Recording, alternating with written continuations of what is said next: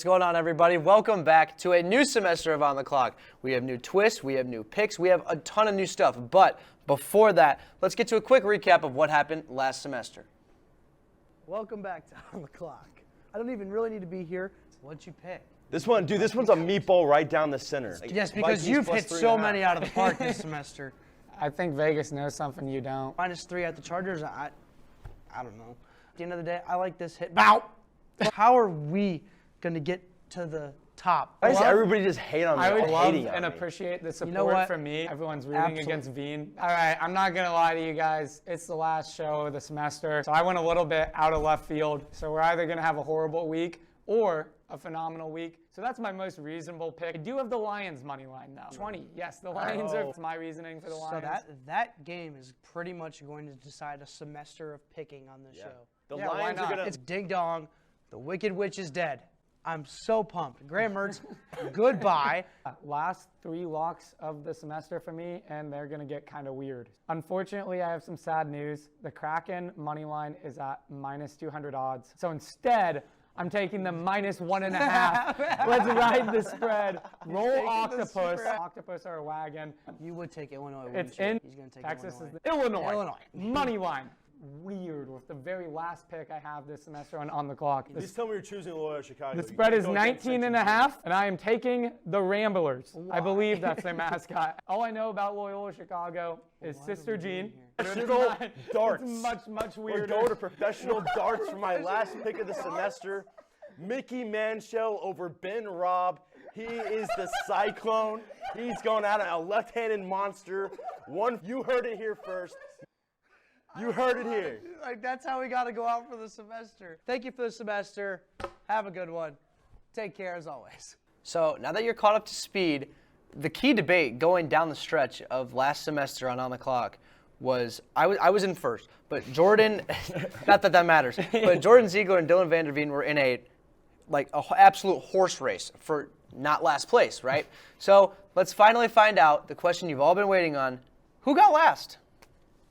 Who Yeah, is it the was- best comeback guy in the NFL right now? I think I'm going to surpass Dylan. That's not going to happen. I don't care that he's played awful. I'd say like 110% confident. You still are very dead last, I am one game. but dead not by last. much. I might be the most average better of all time. Like it's going to happen for sure. And there you have it. Jordan Ziegler did indeed get last in the first semester of On the Clock standings, but Dylan, Jordan, we have a new scoreboard, a new way to do it, and it's a fresh slate for everybody. So let's get into the new key for this semester. So here's the deal. Each episode has 3 locks of our choosing. It can be anything we want, any sport, any league, anything we really want it to be. If we want to go back to darts like Dylan, we can do that if we choose. But here's the deal. Pushes and losses are worth nothing. If you pick a favorite and they win, it's worth 1 point. If you pick an underdog and they win, it's 2 points.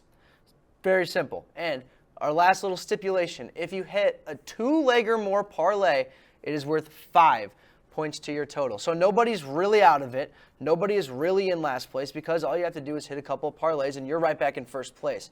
So, gentlemen, with that being said, it's a fresh slate. Dylan, you have the floor for your first 3 locks of the semester. What do we got? Yeah, I'm going to use the first 30 seconds just to my- gloat a little there's bit on no Ziggy. need Because for I'm that. going to. I know, I got to go back.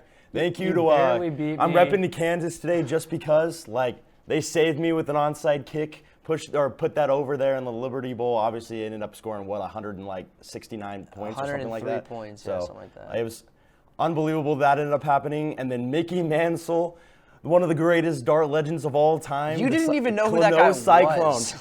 I didn't even check the match until the day after because I completely forgot with all the things that I was doing over break that I even took it. But it was unbelievable that hit. And Ziggy, thank you for taking 3rd place because I I just went didn't 5. want to do it. I would just like to say I went 5-1 in the final week. You did all you could. I You did all pretty you much could. all I could. You did all you could. But now it's not a record system. Dylan, big weekend of sports. College basketball, NBA, conference championships in NFL. What do we like this weekend? Yeah, the first one I'm going to go to one of those conference championship games. The Bengals and the Chiefs is going to be the game that everybody's looking at. Obviously, the 49ers and the Eagles is going to be a good one, but I think that's going to be more of a defensive battle. So I think this Chiefs and Bengals game could be a blown open shootout between Joe Burrow and Patrick Mahomes. This is going to be my one parlay this week. Look, Starting it Out off the strong. gate. Yeah, I'm gonna put the first parlay out for the show. I'm just gonna take it from anybody. So I like being first. So you're gonna see that this semester, Jackson. So what's I'll the be parlay? closer. Just say the parlay. The Chiefs Bengals over at 47.5 seems pretty low to me. I think that game doesn't go below 28-24. That's 52 points right there. I don't see that a problem. I still think it's really low. I'm surprised that it hasn't raised over 50 points yet in the books, but it does happen on Sunday night, so they have plenty of time to change that. Joe Burrow over 1.5 passing touchdowns. I also think that's a really good one. The Chiefs secondary is Worst dumpster passing fire, touchdown so, defense in the league. like Especially they're secondary just is. not good. And Yeah. Joe Burrow obviously has Jamar Chase, T. Higgins, Tyler Boyd. He's got a squad. He's gonna have more than 2 touchdown passes. I would even look at it for plus 2.5, but 1.5 they're gonna give it to me for good odds. I'll take it. That's minus 170 with that leg. And then anytime Travis Kelce touchdown, Jax Yep. Reed's also gonna agree with me on this I'm one. on that. I don't think there's any way you're gonna stop Travis Kelce getting in the end zone with Patrick Mahomes now. No way. Like all he does is throw him the ball, and all he does is just make the good routes to get into the end zone. And Totally. I don't find a problem with that at all. My other two are going to be hockey. They're going to be both on Saturday night, so tomorrow night. Kraken minus 1.5 against Columbus Blue Jackets. Ziggy's going to be happy about That's that a one. Me taking phenomenal them. pick Is right that there. what's So- the? Is that an underdog bet or an overdog? Like a. favorite? No, it's like minus 125 Okay, or so something it's a like that, like favorite. minus Okay, it's a 130. favorite. So that's a 1.1. Yeah, it's a 1.1. Got it. Okay, but cool. I had the parlay in there for 5 points already, so I took a couple of Understandable. smaller legs. But the Blue Jackets, worst team in hockey. Kraken on a roll. Ziggy mentioned it earlier with 7-game road win streak. That's never been done in the NHL. It's unbelievable. I like the Kraken. I've been riding them a lot. Then the Blues plus 1.5 against the Avalanche on Saturday night. The Blues. St. Louis has been an inconsistent team, but Colorado not safe Avalanche at is all. a very They just Colorado lost Avalanche 5-0 have been to like the a very Coyotes. Yeah. very hurt team this year. They That haven't is produced true. a lot on offense, especially at home. I like the Blues, like plus 1.5. I'll take it. I'll take that one. That's an overdog bet as well at plus 125. So I'll take it. Ziegler. All right, yeah, I'm gonna play it a little safer to start off. I am only have too. one underdog bet. And I no don't have parlay. any. I have Niners money line plus 125. Brock Purdy still has not lost as a starting quarterback. The 49ers are averaging 35 points a game with him at quarterback. They were only averaging 23 points a game before he was quarterback. They're second overall in rush defense. The 49ers defense is one of the best in the leagues. Their offense has turned into one of the best in the leagues. Deebo Samuel, George Kittle, Christian McCaffrey, Brandon Ayuk. Brandon Ayuk, Ray McLeod. I mean, it's just an embarrassment of riches on offense and on defense. True. The team is destined for another Super Bowl appearance, in my opinion. I think the coaching experience also helps. Eagles have a first-year head coach in Nick Sirianni. So, yeah, that's my first pick. Bengals Chiefs over. I have it with Dylan. I caught it at 48 instead of 47.5, but same thing. In their first 3 meetings between Joe Burrow and Patrick Mahomes, they've gone over 48 points every single time. The Chiefs have the #1 passing offense in the league, the worst passing touchdown defense in the league. That's a recipe for giving up a lot of points and scoring a lot of points. The Mahomes ankle injury doesn't really scare me that much, to be 100% honest with you. Has Patrick Mahomes ever been limited in any Yeah. situation? No, I feel like he's that's- been hurt and never I been can't- limited. he can't. Like everybody talks Exactly. about it, but it never seems to happen. yeah. It's Patrick Mahomes. I agree. Yeah, so agree. that's minus 110. That's just going to be worth 1 point, but it seemed too easy not to take. And then finally, you know I have to do it. It wouldn't be a miscellaneous lock segment if I wasn't taking a Kraken money Seattle line. Oh, there it is. I knew it was coming. Minus 115, they're good now, so I'm not getting as great of odds, unfortunately. That is true. But they're 4th in goals scored. The Flames are all the way down at 16th. They play each other tonight. That's the game I'm taking. It's in Seattle. And then they also have Calgary beat and goals allowed, which is kind of crazy because the Kraken defense Was this a spread or a money line? it's just a money line. Money line, okay. Yeah, the Kraken defense isn't great, but they still allow less goals than Calgary. And then Eli Tolvanen has played 13 games with the Kraken and scored 6 goals. He averages good 87 miles an hour on his slap shot, which It's not that good. is not that bad, though. It's not that bad. It's not that good. Anyway, he has been a difference maker. He was a huge key in the historic road trip where they won all 7 games, including shutting out the Bruins in Boston. So this Kraken team is pretty legit, and they're first are. place in the Pacific. I think they get another one tonight. Yeah, I'm excited to see that game. It's going to be a good one. A lot of good stuff this weekend. So I changed my mind. I originally didn't have a parlay. Now that Dylan has one, I yeah, kind now of he want doesn't that. wanna get I want behind. that. I want the that only one taste. without one I want now. that taste of a parlay. So anyway, first lock of the week is going to be a 2-leg parlay worth 5 points. Kansas City Chiefs money line, Kansas Jayhawks money line. Pretty straightforward. Two KC area teams. I know Lawrence is not KC, but you know what I'm trying to say. I think those two teams, high morale around campus this week. I think those two teams get it done. I get 5 points, so high morale around me also. So we're going to take that. That's going to be my parlay. It's going to be worth 5. Hopefully that hits. Next, now to a favorite, Travis Kelce, anytime touchdown, -125. Dylan is on that with me as well. Just the Bengals don't have a stellar linebacking core, and if you really want to bring down a corner to help out on Travis Kelce, that's fine. But he's been shown that he's been able to beat corners, and he's been able to beat linebackers, and he's been able to beat defensive ends if they want to drop back Trey Hendrickson. A lot of options for the Bengals to go, not a lot of successful options for the Bengals to go. I think Travis gets into the end zone, and I think we catch that one as well. And just under the wire, our limit is -150 for favorites. I got the Eagles at -148 on the money line at home against the Niners. So Ziggy and I kind of butting heads on this one, but I think the Eagles get it done. Man, that's low for Philadelphia. At the end, 48. at the end of the day, I'm going to be able to live with the fact that I picked the 1 seed at home against Brock Purdy in the playoffs. I can live with that loss. How if many, that how happens. many, I ga- really how can. many games has Brock Purdy lost in his NFL How many career? games How has Brock much Purdy do been I in this care? situation? It's probably the same answer. Like, I mean, 2. He's been in 2. He's had 2 playoff games. No, and you he's just won said them how many both. games has Brock Purdy lost? I said how much do I None. care? It's 0, right? Nothing. You should, because he hasn't Right, lost. I just don't care. I just don't care. I'm but going the to take Eagles the have only Eagles. lost in that Your 9 funeral. weeks, too. Those are my shut up. Those are my 3 of the week. But you got same cast here. We got the same cast on the other side in our middle segment. Jack McGar's got an NBA parlay, not a teaser Tuesday because we're not on Tuesdays anymore. So we're gonna get a little proppy on this Friday after the break. Stay with us.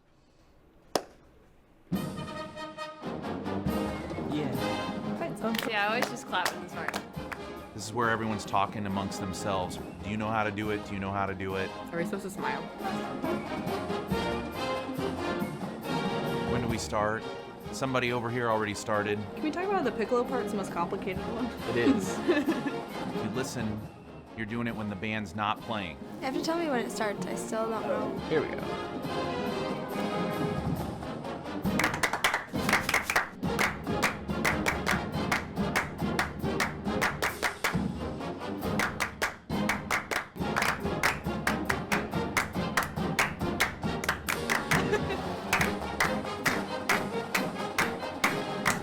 Just clapping now.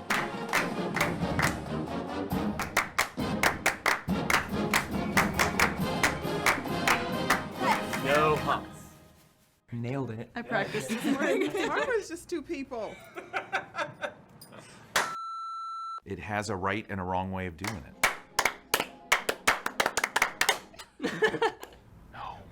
No. Wrong. I like my way better. I don't know how to 1, do 2, the 3, end. 4. It's just I don't know the Sorry. head.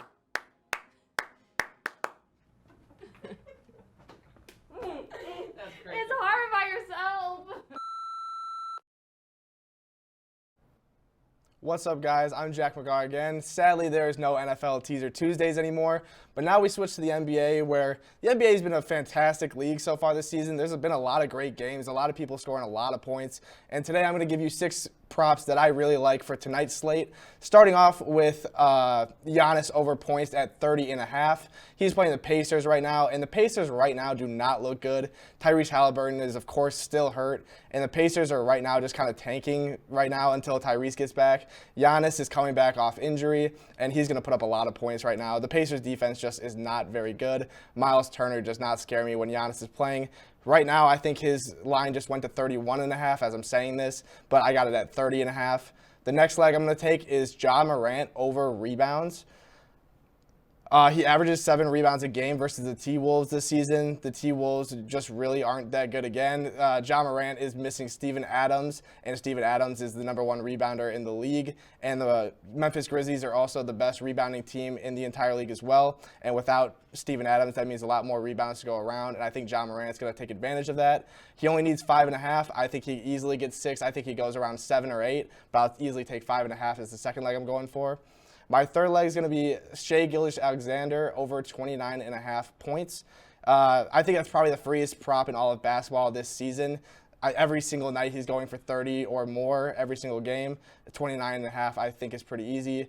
He's playing the Cavaliers tonight without Donovan Mitchell. I think that's a good defender that they're missing. I think they'll put either Isaac Okoro or Stevens on him, but I think Shai Gilgeous-Alexander easily gets 30 points no matter who's on him. They're at home too, which I like a lot because Shai Gilgeous-Alexander and the rest of the Thunder love playing at home. I think 30 points is very easy for him. I'm going to take that as the third leg. The next leg I have is Pascal Siakam for 24.5 points over. He's playing the Warriors tonight. The Warriors are notorious for not having any big men on their roster besides Kevon Looney. That doesn't scare me in the slightest for Pascal Siakam. 25 points seems a little too low. I probably would have had this at 26.5 or 27.5 points, but 24.5 points is fine by me. Again, the Warriors just have nobody to really stop them. Draymond Green is probably the closest person to stopping him. I just don't see that happening. Pascal Siakam is going to hit a couple threes tonight as well with the Warriors defense, and I think he's going to get inside for a lot of layups. And they foul a lot, so I think a lot of free throws too. Easily gets 24.5. The next leg I have is a little bit controversial, but Stephen Curry under 27.5 points tonight. Again, he's playing the Raptors tonight. The Raptors have the best defense in the league pretty easily. They usually double team the opponent's best player most nights. I think with Curry, either if they double him, that's even better, but if OG Anunoby's guarding him, OG Anunoby's the best defender in the league in my opinion, so I don't really have a problem with that matchup, no matter if Curry's trying to shoot threes or get in the lane. They've got plenty of guys to stop him. They've got the best defense in the league. I'll take Curry under 28 points, especially after coming off an injury and getting ejected in his last game. I think there's going to be a little bit of rust in this game, especially with a great defense like the Raptors. My last leg is going to be Brook Lopez over 5.5 rebounds. This seems astonishingly low for me, in my opinion. The Pacers are a bottom 5 rebounding team in the entire league, and Bobby Portis is out tonight, who is their double-double man off the bench. That's at least 10 rebounds that are still to go around. I think Brook Lopez is going to have to play more minutes because of Bobby Portis being out. So Brook Lopez, 5.5 rebounds, seems a little too free. The books actually have it juiced at -150, so that means the books actually think he'll get over 5.5 rebounds. I do too. I think it's a little too low in my opinion. I think he gets 6. I think he probably gets 8 in my opinion. I could see him getting 10. I just think 5.5 is a little too low. If you parlay all 6 of these legs on FanDuel right now, you get it at plus 3,800, so you're 38xing your money. I would say take these as separate bets, but if you want to parlay them, by all means, I'm going to parlay them, see what I can get. FanDuel, again, 3,800 on the parlay.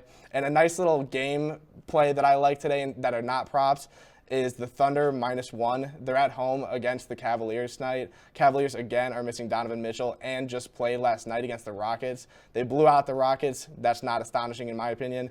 But on a back-to-back, I'll take the Thunder at home where they play really well at home. I think, again, with Shai Gilgeous-Alexander scoring more than 30 points tonight, I think it should be a cakewalk for the Thunder. That's all I got for you today. Let's see it if this hits, and we'll get back to the program. You may not hear it at first, but it's there. Our chant, rising.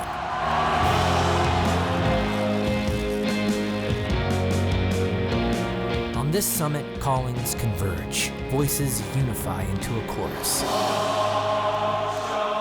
that sounds out for good, for greatness. Can you hear it?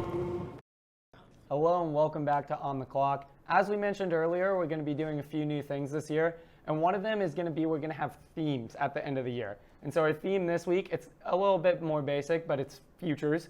And I'm going to go with some win totals as my futures. I realize that I picked both MLB. And We're never going to know if this hits or not. We aren't even going to know at the end of the semester, but it's fine. Everything's fine. And so my first one is going to be Diamondbacks over 69.5 wins. This is egregiously low. And one of the main reasons is Zach Gallen. In 2022, he had an ERA of 2.54. Obviously, that's great. Any ERA under 3 is crazy. But more importantly, his adjusted ballpark factor, ERA plus, was 158. That means he was 58% better than the average pitcher in the MLB last year. He was a stud. He's a fringe Cy Young winner in the National League. And that's not the only thing the Diamondbacks have done. They have Lourdes Gurriel and Evan Longoria, new additions in the offseason this year. They both have over 300 on-base percentages. That's going to bolster an already pretty decent lineup. one of the best young outfield cores in baseball, led by first-round pick Corbin Carroll, who I actually played a high school baseball game against, but that's beside the point. And your guy Kyle Lewis. Yeah, well, he's going to be hurt the whole year. Anyway, Corbin Carroll. On his downfall. Corbin Carroll has a WRC plus of 130 last year as a rookie. He's going to be even better this year. The outfield is going to be legit. The starting pitching rotation's one of the better in the National League. Longoria and Gurriel added more depth to the lineup. The Diamondbacks are a fringe wildcard team. Getting them at 70 wins, I'd take them at 80. I mean, this team is way better than 69.5 wins. And then finally, I have the Mariners, the Seattle Mariners, of course. Oh, gee, shocking. Would have Yeah, I never know, right? saw that one coming. Who would have Just thought it would have coming? never saw that coming. Anyway, the Mariners are at 86.5 wins. They won That's a lot. 90 games last year and got better. They broke their 21-year playoff drought with a Cal Raleigh walk-off home run. Thought I'd mention that. They added Colton Wong, who had a WOBA of 336 last year. See ya never, Colton Wong. So See ya he was never. obviously really good last year in terms of weighted on base average. Teoscar Hernandez hit 25 home runs and had a WRC plus of 129 last season. He was another addition to an already pretty decent Mariners outfield. Julio Rodriguez might be an MVP candidate. J-Rod, baby. Added A.J. Pollock as a free agent. Him and Jared Kelnick can platoon in the outfield. Kelnick only has to hit righties. Pollock only has to hit lefties. I mean, the Mariners got substantially better. They have one of the best pitching rotations in the league with a He's full making a really good case for the Mariners right with now. a I'm not full gonna season lie. of Luis Castillo, who had a 117 ERA plus last year, and a full season of George Kirby, who had a FIP under 3 last year and was stats? 6th in Rookie of the Year voting. This team is stacked. I mean, they could win 95-plus games, maybe even make a run at the AL West, but they're certainly winning over 86.5 and going back to the playoffs. That's all I got. I know Jackson has some futures that we'll actually know by the end of the semester. We're gonna know by the time the show is over if these futures hit or not. You know, I have to stick with the 414. You know what's good. Marquette to win the Big East regular season. This team is balling right now. Over Xavier right now. It's at plus 150. So this is also a 2-point pick. Marquette is balling right now. If they can get past Xavier, who they play at home coming up here in the near future, I mean, the horizon is right there for Marquette. All their tough teams are pretty much out of the way. They've got to go. They've got to play Georgetown still. They've got to play all those like lower Big East teams. They got to play St. John's at home too. But this team is really putting it together. I love what Shaka Smart is doing. This team is a 3-4 seed, and I think they can do some damage. I really like Marquette this year. They can shoot the ball well, and they defend really well too. And this is also a really good rebounding team. Tyler Kolek, again, great shooter. This team is really put together well, and I think they can, if not win the Big East, make a run in the tournament and maybe the big tournament too. So we'll see, but I like Marquette to win the Big East, especially at that value at plus 150. Next, this pains me to say it, but Nikola Jokic is going to win MVP of the NBA. And it sucks. It sucks. It hurts, but Giannis hasn't been healthy. It hurts, but at minus 139, it's too good a value. I really can't pass that up, given what Jokic has done this year. But you also have to consider the fact, what would the Nuggets be without Nikola Jokic? And the answer is nothing. In the Wembanyama sweepstakes, to be honest. But the Bucks haven't played with Giannis for a good chunk of the year, and they've been 3rd, 4th in the Eastern Conference throughout the whole year. So it sucks. Giannis isn't winning MVP this year, but Nikola Jokic at minus 139 feels like a pretty good pick with pretty good value. And again, Jordan said, I will know who if he won by the end of the season, by the end of this semester show, and maybe I can get some extra points at the end of the year. October of this year, we'll know. Yeah, in October of next year, we'll realize. Yeah, Dylan? next semester show. Yeah, I don't know how next semester, we're looking way down the road. Yeah, I'm going to continue on the Denver Nuggets train. I actually had Jokic's future as well. I had Did you? his MVP, yeah. Wow. Interesting. I saw it this morning at like 148 or something like that, so it's a little bit lower than under the wire and counts. But look, Nikola Jokic has Denver their number one in the standings. I mean, he's been so dominant for the last 3 or 4 seasons now. It's unbelievable. Denver would be pretty much nothing without him. In the Wembanyama sweepstakes without him. They've got good players. They got Porter Jr., they got Murray, but they don't have anybody they're just such a good passing team. They're such a good, they're just a full team. You don't see any other team that just have 5 guys that are so in sync like the Denver Nuggets, but Jokic leads all that. I got him an MVP, and then I'm also going to say Denver's going to go all the way. I'm going to say they win the NBA championship. Whoa! That's going to be it. There you go. That's going to be my second future. What's the odds on that? I think it's plus 390 something right now. To win the championship? That's crazy. It's they're the favorite right now. Yeah, but like What? they're not. Like just Those odds are envision in your terrible. mind the Denver Nuggets Yeah, holding yeah. up the That's just championship. that It doesn't- it's franchise and not- winning. I can see not a I can see picture of Jokic that. holding up an NBA No, you championship can't. trophy. I could I don't know definitely see anything that about the happening. NBA, and you're still dead wrong on that one. There's yeah. no way. At 390, I appreciate you going for your Colorado guys. Everyone is sticking to their hometowns recently. Yeah, but 390 for an NBA championship? That's just not. It's kind of wild. Man, interesting. Well, guys, that'll wrap it up. But again, like I said, we have Big 12 SEC Challenge this weekend. We have the conference championships. We have NBA. Dylan, I bet you there's some darts on this weekend. I don't know, maybe. Yeah, I but should have taken it. It's all going to be on the social media. You guys should follow it on the clock KU. You guys need to be there. That's where everything's going to be popping off this semester. We've got bonus picks. We've got squad rides. It's going to be incredible this semester because I like riding bets with everybody, and I'm all about the mojo. So we'll find something to ride before the show next week, and we'll see how that turns out. But thank you guys for tuning in on the clock. As always, we'll see you right back here next week.